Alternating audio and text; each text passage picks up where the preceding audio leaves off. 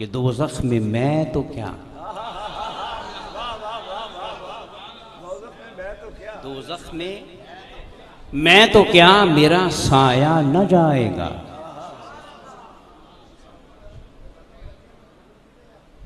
कि जो शख्स हुजूर की मोहब्बत में मुस्कुरा रहा है,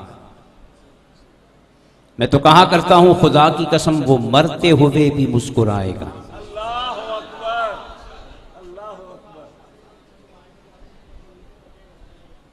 और एक बात ज़हन में रखिए, मैं मिसाल दे के फिर आगे चलता हूं। जो शख्स बीमार हो ना, बीमार, बुखार चढ़ गया हो, तो उसकी जुबान जायके को महसूस, बोलो, सबको पता है ना। जिसको बुखार हो और तबीयत सही ना हो तो जायका महसूस, मीठा है, कड़वा है, खट्टा है, नमकीन है, उसे कुछ खबर।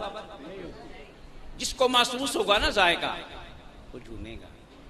अल्लाह अल्लाह अल्लाह अल्लाह अल्लाहु अकबर, अल्लाह वो सुनेगा। क्या बात। उसकी आंखें बताएंगी कि मजा आ रहा है। क्यों भाई, मजा